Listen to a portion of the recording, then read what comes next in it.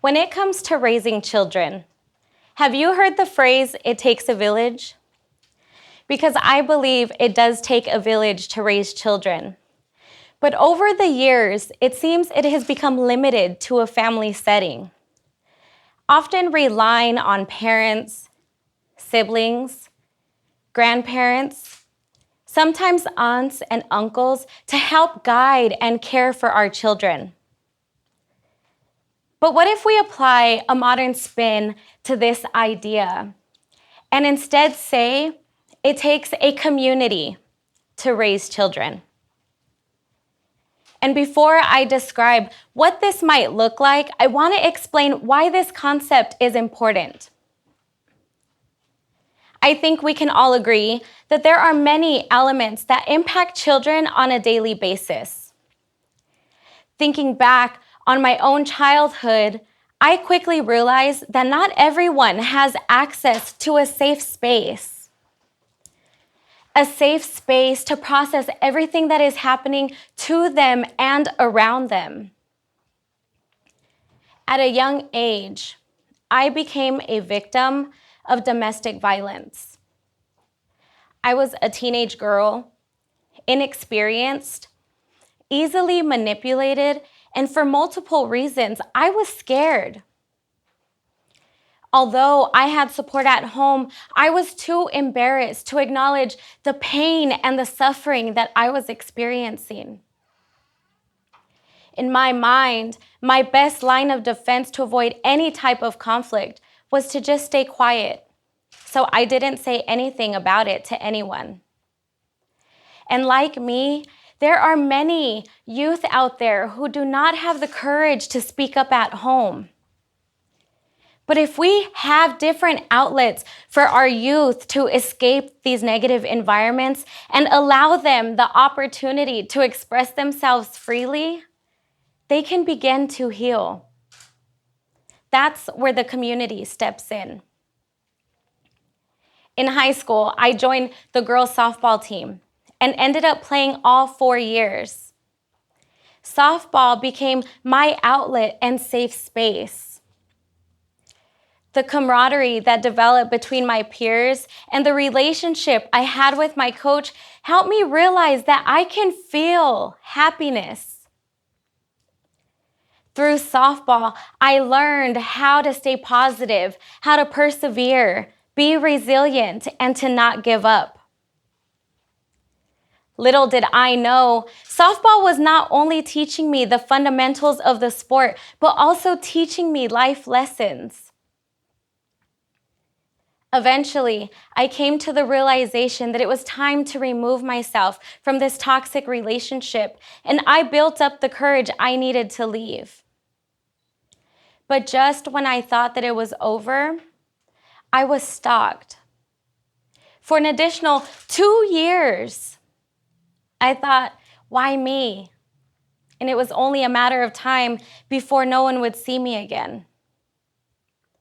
So to navigate this safely, my mom would drive me to school, and my coach would bring me home after practice, even though I only lived a block away. I had instructors who would keep an eye on me, and anywhere I went, I was seen and in the hands of trusted figures. When this finally went away, the trauma and paranoia set in.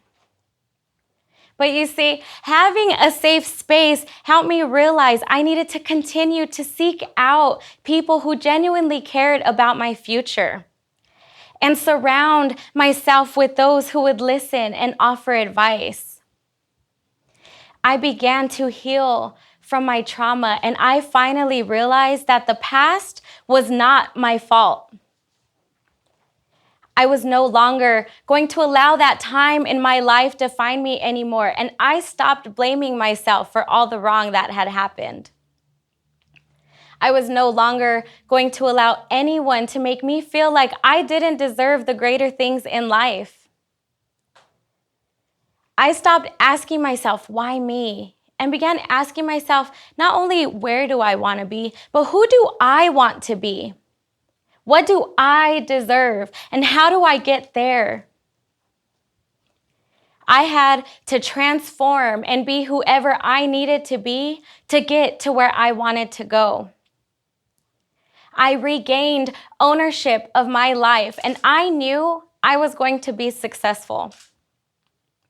And success for me was making sure that I was the best version of myself to give back to my community. My success began with going back to my high school to coach softball and be that coach and safe space that softball provided for me. I built many trusting relationships with students, some with whom I still talk to today. But I knew there was more for me to do, so I decided to go back to school. I got accepted into Cal State Long Beach and earned my bachelor's degree in family life education. I am now back at the beach pursuing my master's degree in recreation administration. Last year, I coached T-ball through the Dodgers RBI Foundation and was one of 5 coaches selected by Dave Roberts to be presented with the 2019 Positive Coach of the Year award. As a Dodger fan, I was beyond excited to be acknowledged on the field at Dodger Stadium. Shortly after, I was named regional double goal coach for teaching the fundamentals of the sport and also teaching life lessons. I have truly seen what we can accomplish as a community. And as thrilled and fulfilled as I was, I knew this was only the beginning. I ended up crossing paths with Girl Space International, a group of women who work with female-led organizations to empower our female and non-binary youth. Now, you know this was something I had to be a part of. I was the volunteer coordinator and assisted with operations and logistics for our very first Girl Space Empowerment Conference that took place January 2020. I am also a proud member of the Compton Advocates Coalition.